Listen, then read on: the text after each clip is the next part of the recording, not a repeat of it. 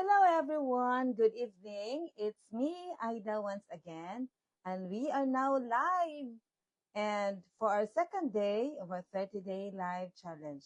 So for today, we are going to start our session with a song. So I hope you can join me in singing if you are familiar of the song.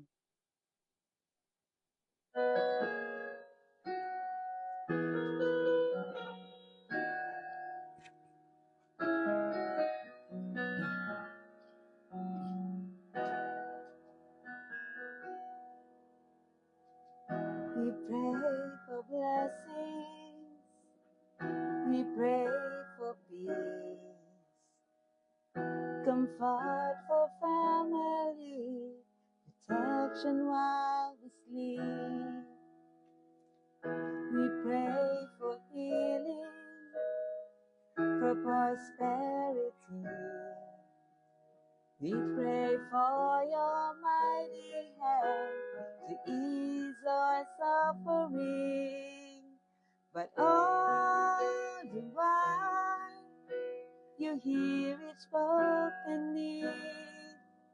Your love is way too much to give us less of things. 'Cause what if your blessings come through raindrops? What if your healing comes through tears? What if 1,000 sleepless nights do what it takes to know you're near? What if trials of this life are your mercies in disguise?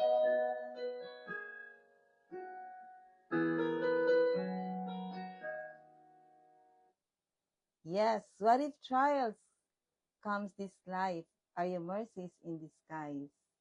I really love that line. You know, in real life, before we receive blessings, you can really notice that there's a lot of struggles, there's a lot of trials. But it's not God who is suffering us. It is just God who is molding us to become a better person. He made us. He knows who we are. He knows our potential. And here in front of you, I would like to thank the one person that who believes, the one person that really pushed me to do this, in a person of Mom Beth Gusho. Thank you so much, Mom, for believing in me, for trusting me that I can do this. And I know that God made you become an instrument because God knows who I am. God knows my potential, and God knows uh, what are the gifts that He gave to me. So for tonight, I would like to share how I become a real estate agent. It is not really a bed of roses. It is not a blessing that really comes right there and then. Naabot siya nga pinaka-down sa among kinabuhi. So that is our topic for tonight, how I become a real estate agent. It started 2022, the time during the pandemic. It's really a struggle for us, sobra-sobra ka-struggle. It is because of the COVID-19 vaccine.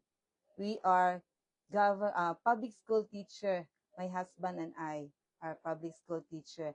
And in that moment, kinahanglan mi magpa-vaccine before mi makasulod sa school. Naabot jud sa ingon ana nga point nga kinahanglan jud mi magpa-vaccine. But we refuse.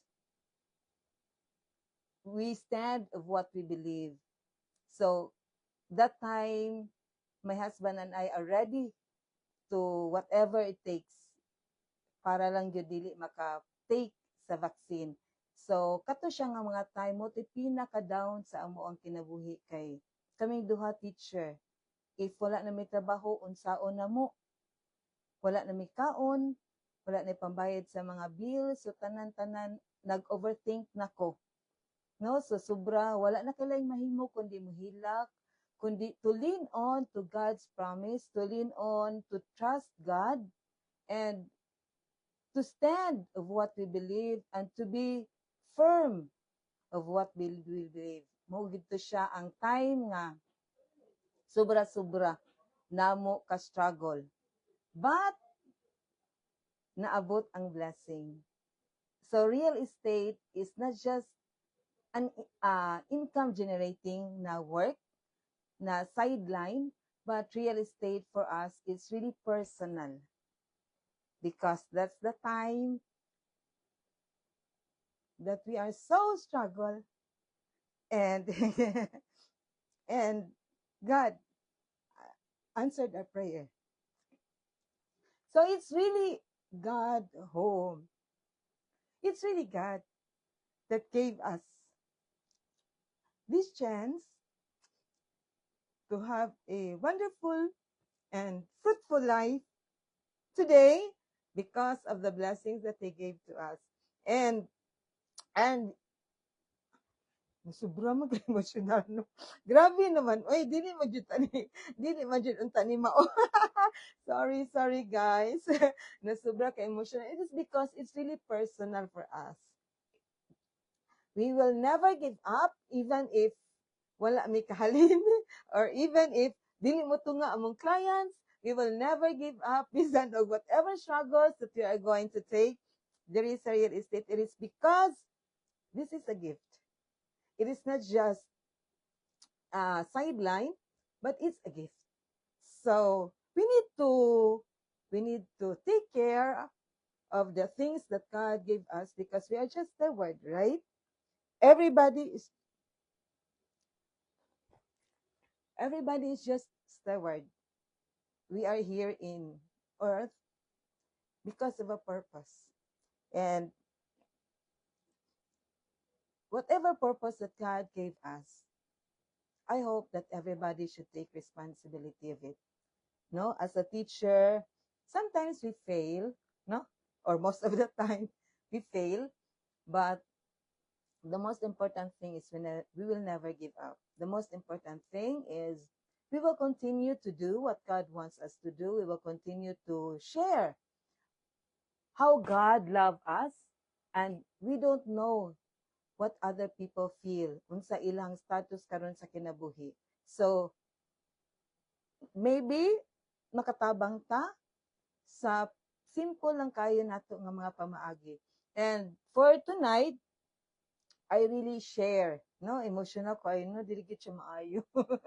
Sorry, really sorry. Emotional kay si Aida oy. So I really want to let you understand that whatever blessings that God gave us, we need to take care of it. It is because God believes in us. God wants us to believe in ourselves.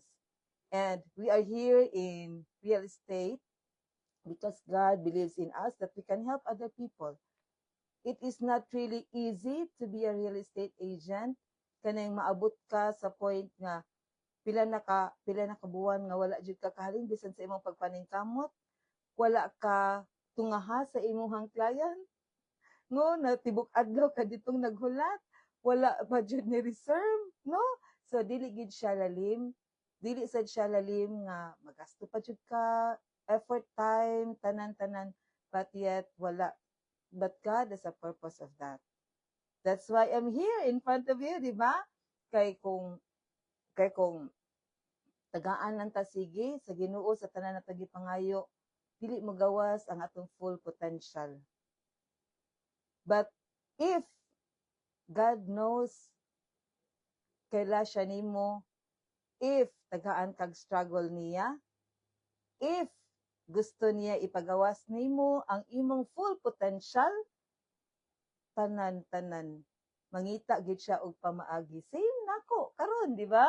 So sa una allergic kay ko og camera. True, it's really true. Lisod kaayo pag atubang sa camera, guys. Di jud siya madala. But today I feel relaxed and easy and just having fun, showing myself who I am, Maria Aida de Yondon, your real estate sales agent under PLS Rehas Realty. So now, what made you say yes to real estate? Of course, it's a gift, right? that time we don't have a choice but to work, to look for a sideline, and to shift to other path, whatever it takes, kay tungod sa panahon nga gipang mo hatag, no, kato nga panahon nga lisod kaayo sa pag dili may makasulod sa school kung wala ang antigen result, no, grabe unya naabot ang real estate, sumao amo gi-work kay among una-una kung magtangan mi og trabaho, bahala na basta makatrabaho naa lang gihapon income, so nga na jud amo ang mindset na ato nga time. And I really thank God nga na back to normal ra gid siya, na wala ra gid in taon minatangtang sa work, no? So naa lang gid gihapon mi as a public school teacher, and I'm really thankful sad sa amo ang principal that time na buutan na jud kaayo ug nisabot na jud kaayo sa amoang nga stand me sa amoang desisyon nga dili mo take sa COVID-19 vaccine. So it is personal, no? Personal decision, personal belief nga dili sad ko makakuan sa inyo, sa amo lang to siya. So mao na ang pagsulod sa real estate is, it is really gift from God nga amo na lang gidawat, no? So in the middle of the storm, there you can find God working, doing miracle in your life. So that time that I say yes to a friend of mine nga ni-invite nako ani sa real estate, it made us a different person. Naghuna-huna sa lahi nga perspective, no? So nindot kayo ang feeling na la makayo din ako, no, nakainani di ko. So I find myself uh, naka ila ko mas maayos akong self karon nga na ano ka ani kana bang murag mapakita nimo ang imong kaugalingon in a different way, no? So ako mga friends siguro sa school kanay bus oh kuya ko ma'am dayon doon dili man inani sa dayon doon sa una, di ba? So karon kay murag na siguro na inausab no. I hope dili lang bad ang pagkausab, no? So ingon ana siya, what was your first experience? Yes, my first experience tinuod dili siya sayon, no, dili siya sayon, but sa real estate, pagsulod na mo, I tell you, it's really God's gift nga, no? Nag-process pa mi sa among license, na ana may halin. No, nagulat na lang sa among license nga ma-release. So, nakaingon dyan ko, wow, si Lord, that's why, whatever halin nga among madawat, we did not claim that it comes from us. Muana dyan mi nga, it's God's work, it's God's miracle nga nihatag sa amoa. It is because kami lang ani barog dito, kami lang nakigatubang sa client, but it's really God who is working for the both of us, the clients and the agent, na makasinabot ning duha o mo reserve pa jud siya, di ba?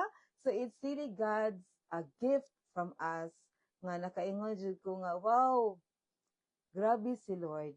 No, grabe si Lord. If you will just lean on to Him, if you will just trust Him, everything, if you will just believe in Him, grabe siya mo work sa imong life. No? Dinhi sa amo, wala, mga tawa na lang ni Ariel. No, sa kumbana, mga tawa na lang no, naabot na ta, ingon ani na ta, and hopefully, amo mga pangandoy sa kinabuhi, maabot na gid siya. Hapit-hapit na jud, gamay na lang ang kulang. No? What were the challenges or fears you have to overcome? Sus, daghan.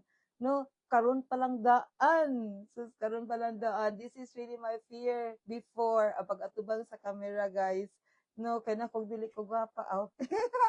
Sorry. So, kaingon ako, og dili na ko makaya. But, thanks, Ma'am Beth, for pushing me, for believing in me. Nakaya ra jud ay siya, and I love it. Naganahan ko sa kong gibuhat. I enjoy doing this, and hopefully until 30 days ay magsige gihapon ko og ingon ani ako jud ni siya i-push until mahuman jud nako ang 30-day nga challenge gyud.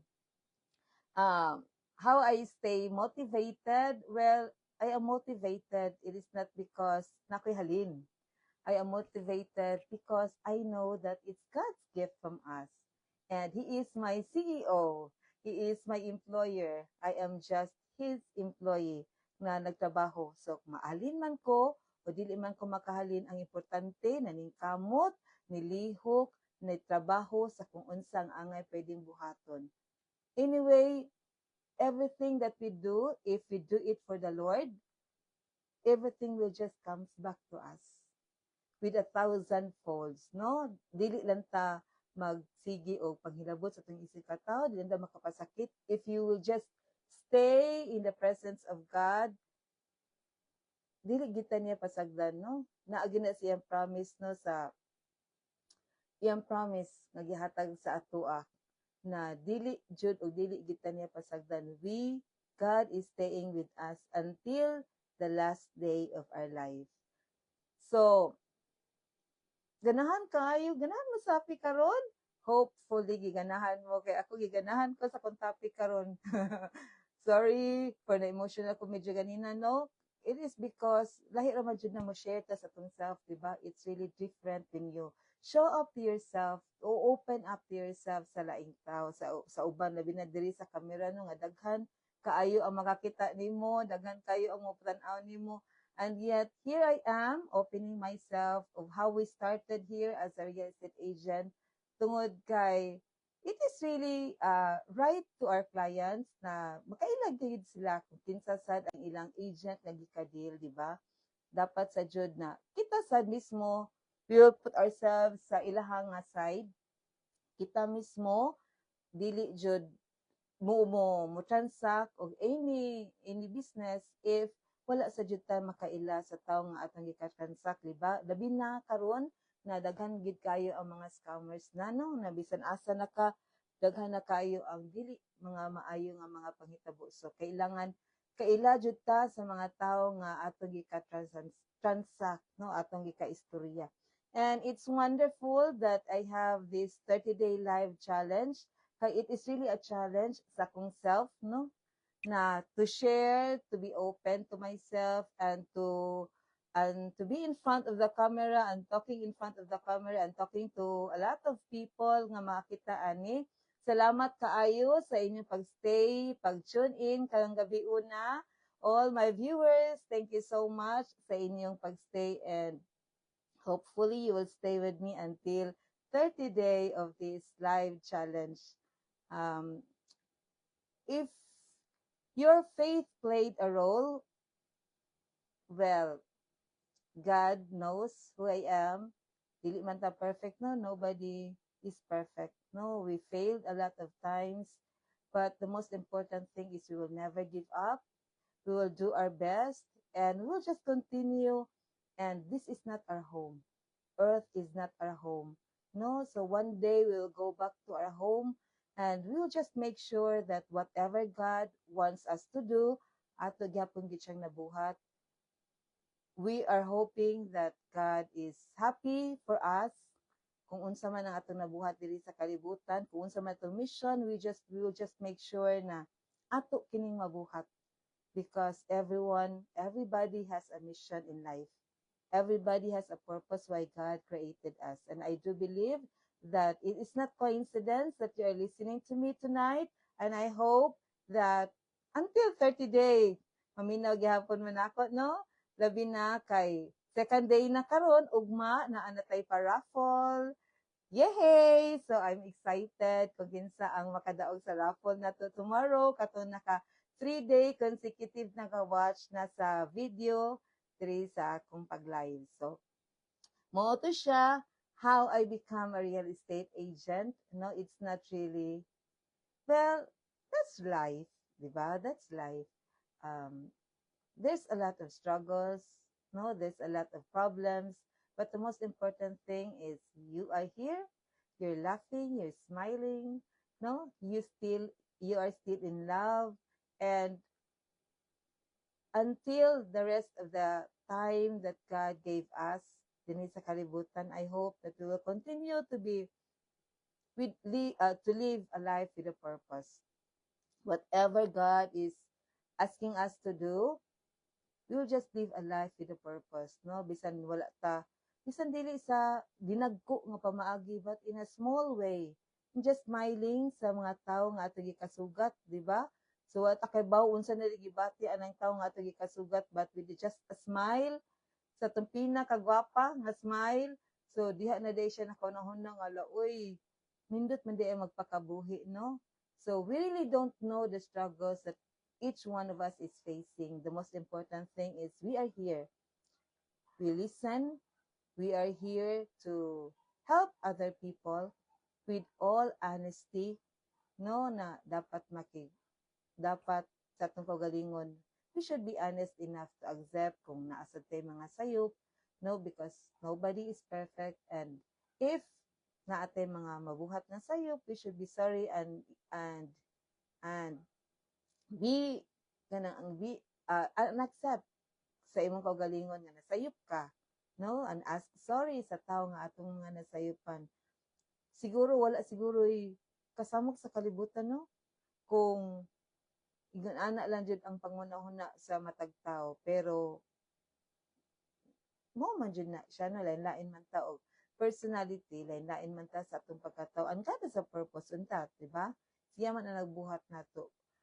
What we are going to do lang is not to emphasize our weakness, but to emphasize the good things in us, no? Ato lang ipakita ang mga kanindot nga naa nato, ang mga medyo dili kay nindot, pwede ra nato siya kanang i-keep to ourselves, or kanang dapat na atay self-control, no? Dapat na atay self-control para ang tanan magbunga kini sa kaayuhan. Because from that song, in every trials in this life, it is a mercies in disguise, di ba? So, wala ta kay balo na kanang tawo nga ato dayng gikontra, na di siya purpose, no? Na siya purpose nganong gisultian kanya ingon ana, or na purpose ang tanan nga mga paghitabo nganong mo na siya nahitabo, di ba? So, mosad na siya karon ang akong realization, and I really thank God for giving me this time to share to you not just about real estate, but about what matters life. Di ba? Niingon ako ninyo sa day 1 pa lang, di ba? That we are going to talk what matters really most in our life. No, not just about money, not just about our struggles. No, but we need to look at ourselves positively. No, we need to look at ourselves positively. The things that we do, ato mga gipangbuhat ng mga nindot, mo gito siya ang atong ibutang sa atong hunahuna. Dito masig hunahuna ato mga gipangbuhat sa mga tao nga nakapasakit nato, ato pang unang unsa patong tuiga. No, dili na ta pwede ingon ana kay anytime pwede ta mawala. No, pwede ta mawala. So kanitanan, whatever we have, the material things that we have, it is just dayan-dayan sa kinabuhi. No, dili na nato madala. So what matters most in life is katong nakapahimuot na atong gibuhat nga nakapahimuot sa Ginoo. Mo gid na siya ang matter sa kinabuhi, dili ang mga butang nga material, no? Pero sometimes man good mabuta ta sa tungod sa atong mga pangandoy, di ba? Tungod sa atong mga kagustuhan ug sa atong mga makita sa atong mga palibot. So makuna-una ta, no, ana akong gusto, ingon ani akong gusto, ingon ani akong gusto.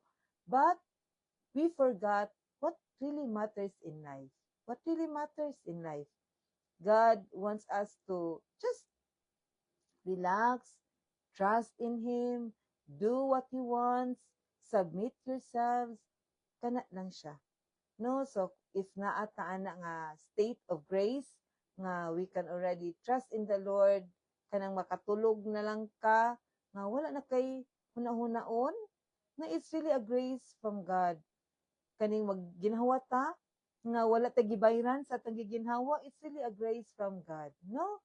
It's really a grace from God nga naata dinhi karon sa online, nagatubang ta, naminaw mo nako, na ako diri nagistorya. So it's really a grace from God. So let us be thankful of the small things nga ato ang naa karon. dili lang kay ang katong mga butang nga ato jud gihope nga makuha, kundi mga butang nga gihatag sa Ginoo. God answered our prayers in different ways. Usahay dili ta makasabot sa answer ni Lord, no? Lahi ang ato ang gusto nga answer, katud jud atong gipangayo, but God answered our prayers. All our prayers, iya gid nang gitubag. Dili lang sa karon nga panahon, possible kung pa nimo nadawat, dili lang sa kung unsa imong gustong madawat, but God knows us well. Even the strands of our hair, kailabaw siya kung pila kabuok ang strands. Can you imagine that? Diba? Can you imagine? Even the strands of your hair will not fall without the permission of God. So, kana pa lang siya daan, di ba? So, kana pa ang mga panghitabo sa mong kinabuhi, wala na giplano sa Ginoo? I don't think so, di ba? So, tanan, God is in control and everything that happens to us has a purpose.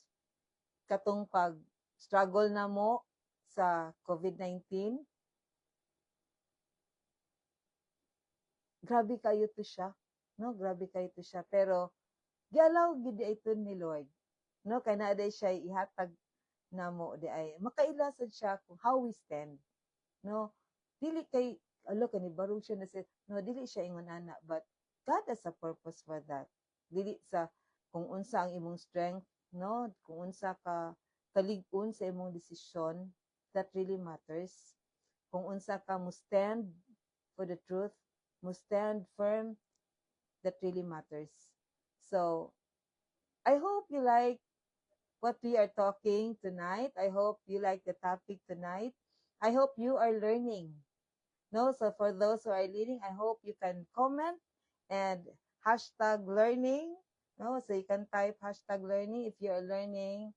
If you realize something, if it feels you good tonight, kung unsa ang atong gi-discuss karong gabi una, so na lisod na jud kay kuhunungon ani ron di na jud ko ani mo undang unsaan na lang. So thank you so much for staying with me. Siguro na sobra na ta sa 10 minutes, no? So thank you so much for sharing your time with me and for believing sa for accepting the invitation nga akong gisend ganina. Salamat kaayo sa inyong pagstay. Salamat sa inyong pagtanaw. And I hope that for tomorrow, you will still continue watching my live. And I am excited. I am excited to give you that prize. I hope na makastay mo.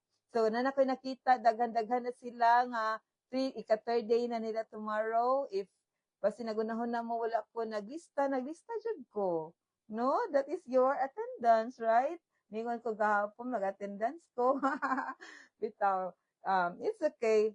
So tomorrow, I'm excited for that raffle promo. I'm excited to give you that prize. Dili ka siya hayo pag-expect, no? Nga dako jud kayo.